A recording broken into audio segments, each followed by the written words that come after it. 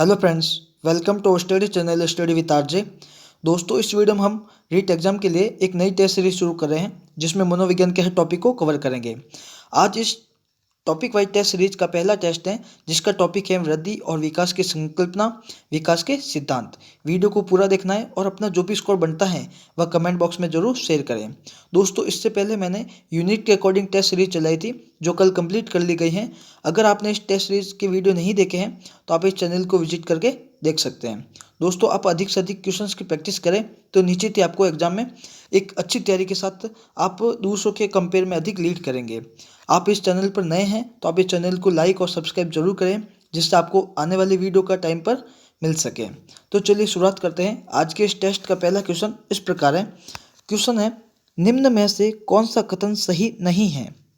वृद्धि और विकास दो अलग अलग आयाम हैं। वृद्धि जीवन पर्यंत चलती है। वृद्धि विकास की प्रक्रिया का ही एक भाग है। विकास सतत प्रक्रिया है। तो दोस्तों, मैं आपको 5 सेकंड का समय दूंगा, इसके बाद मैं इसका आंसर बता दूंगा।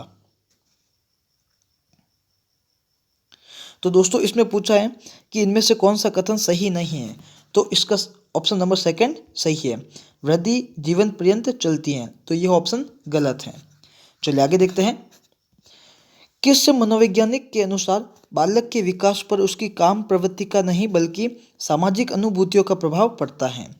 एरिक्सन, स्किनर, जीन पियाजे या वाइगोत्स्की? तो दोस्तों, इसका जो सही आंसर है ऑप्शन नंबर ए, एरिक्सन। चलिए नेक्स्ट क्वेश्चन देखते हैं।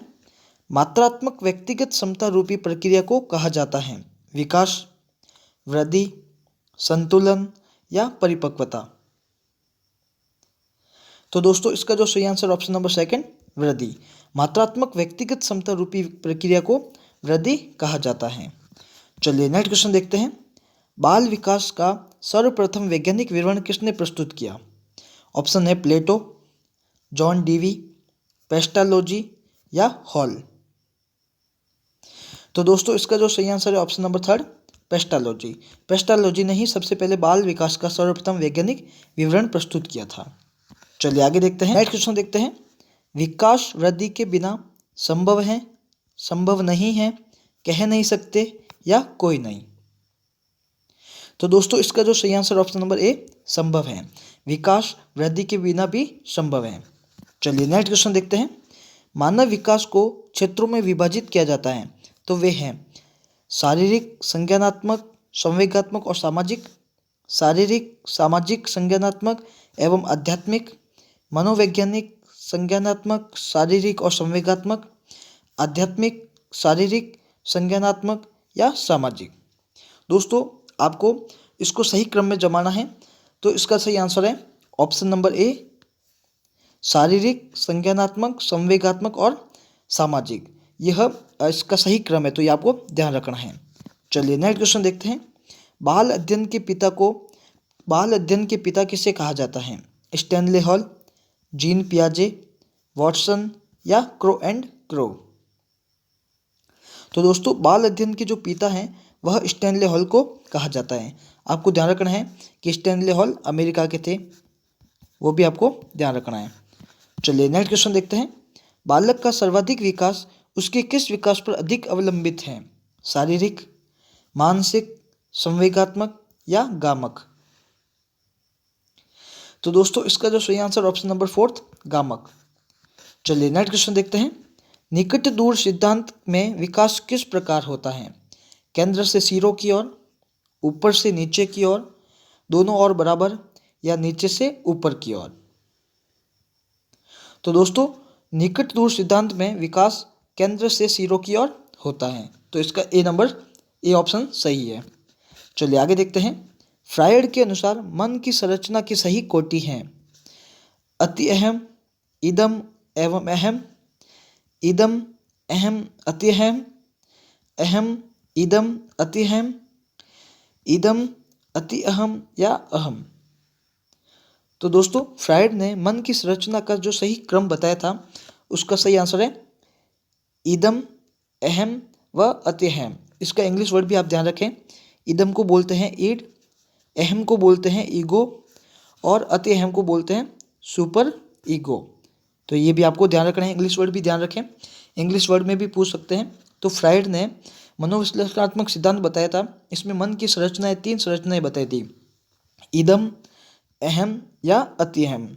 तो इसका ऑप्शन नंबर सेकंड सही है। चलिए नेक्स्ट क्वेश्चन देखते हैं। किसने सामाजिक निर्मितवाद के सिद्धांत का प्रतिपादन किया है? पियाजे, कोहलबर्ग, वाइगोत्स्की या कोहलर? तो दोस्तों सामाजिक निर्मितवाद के सिद्धांत का प्रतिपादन करने वाले मनोवैज्ञानिक थे वाइगोत्स्की। चलिए नेक्स्ट क्वेश्चन देखते हैं। विवेक की अवस्था किस स्तर के अंतर्गत आती है? Conventional, pre conventional, post conventional या कोई नहीं?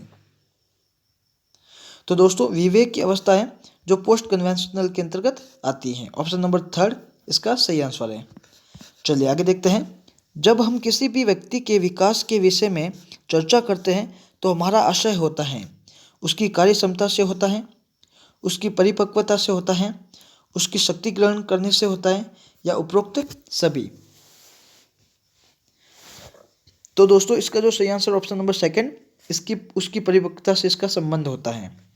चलिए आगे देखते हैं। शारीरिक परिवर्तन के लिए जिन शब्दों का प्रयोग किया जाता है वह है परिपक्वता, अभिवृद्धि, विकास या सभी? तो दोस्तों जो शारीरिक परिवर्तन देखने को मिलता है उसको बोलते हैं अभिवृद्धि। तो ऑप्शन नंबर सेकंड सही है। चलिए आगे देखते हैं। अभिवृद्धि से आशय प्राणी का आकार एवं संरचना में परिवर्तन है। यह कथन किसका है? हरलॉक, सोरेनसन, स्किनर या फ्रायड? तो दोस्तों इसका जो सही answer option number A Hurlock. चलिए आगे देखते हैं। वृद्धि और विकास किस प्रकार संबंधित है? एक दूसरे के समान, एक दूसरे की विरोधी हैं, एक दूसरे के पूरक हैं या सभी? तो दोस्तों वृद्धि और विकास दोनों ही एक दूसरे के पूरक हैं। ऑप्शन नंबर थर्ड इसका सही आंसर है। चलिए आगे देखते हैं। दो व्यक्तियों के समान मानसिक योग्यता नहीं है, यह कथन किसका है? Crow and crow, Suresh Bhatnagar, Hurlock या स्मिथ?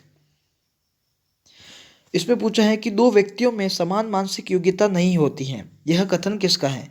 तो यह ऑप्शन नंबर थर्ड हरलॉक का कथन है। चलिए आगे देखते हैं। फ्रायड के अनुसार व्यक्ति की अतृप्त इच्छा होती है, काम वासनाएं, धन की इच्छा, संतान की इच्छा या सुख की इच्छा? तो दोस्तों सिगमंड फ्रायड के अनुसार व्यक्ति की अतृप्त इच्छा होती है जो काम वासनाएं होती हैं। ऑप्शन नंबर फर्स्ट इसका सही आंसर है। काम वासना को फ्रायड ने इसका एक वैज्ञानिक नाम दिया है लिबिडो। तो ये भी आपको ध्यान रखना है, काम वासना को लिबिडो कहा जाता फ्रायड के अनुसार। चलिए आगे देखते हैं। किस मनोवैज्ञानिक के अनुसार विकास एक सतत और धीमी प्रक्रिया है? कोलसेनिक, स्किनर, जीन पियाजे या हरलॉक? तो दोस्तों इसका जो सही answer option number four Hurlock. Hurlock के अनुसार विकास एक सतत और धीमी प्रक्रिया है। चलिए आगे देखते हैं। निम्न में से कौन सा विकास का सिद्धांत नहीं है? वर्तुलाकार का सिद्धांत, सामान्य से विशिष्ट क्रिया का नियम, परस्पर संबंध का सिद्धांत या मशीनी प्रक्रिया सिद्धांत? तो दोस्तों विकास का जो सिद्धांत नहीं है वह है मशीनी प्रक्रिया सिद्धांत। यह ऐसा कोई प्रकार का सिद्धांत नहीं है। चलिए आगे देखते हैं। अध्ययन संबंधी प्रथम पत्रिका पेडागोजिकल सेमिनरी किसने आरंभ की? Armstrong, William James, Stanley hall या हल? तो दोस्तों अध्ययन संबंधी जो प्रथम पत्रिका पेडागोजिकल सेमिनरी स्टैनले हॉल ने आरंभ की थी। चलिए आगे देखते हैं। फील्ड ऑफ साइकोलॉजी के रचयिता कौन हैं? गिलफोर्ड, वॉटसन, मैकडूगल या ब्रूनर? तो दोस्तों फील्ड ऑफ साइकोलॉजी के रचयिता गिलफोर्ड है। तो ये आपको ध्यान रखना है। चलिए नेक्स्ट क्वेश्चन देखते हैं।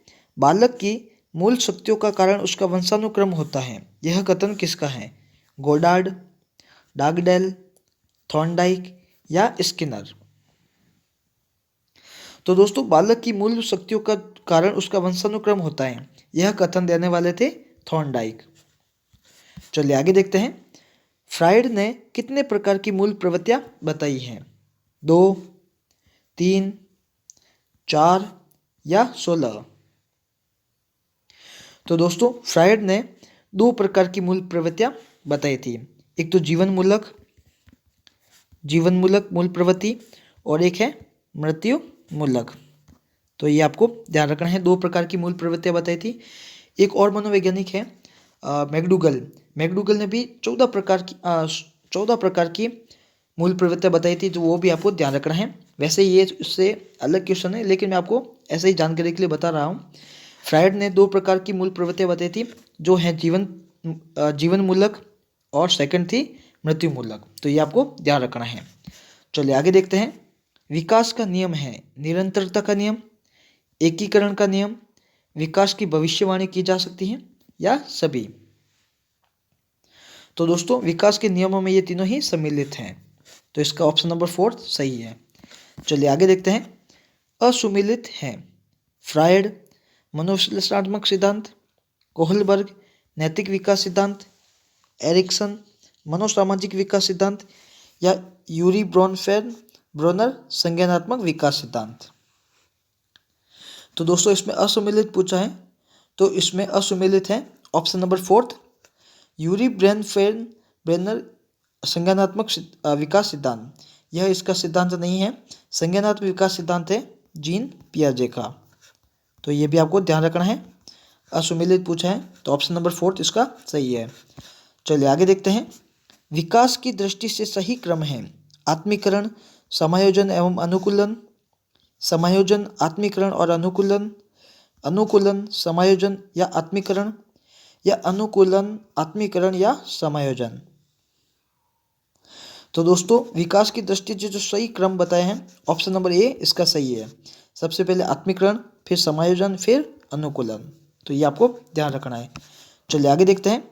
जीन पियाजे ने नैतिक विकास सिद्धांत में कितनी अवस्थाएं बताई हैं? 2, 4, 3 या 5।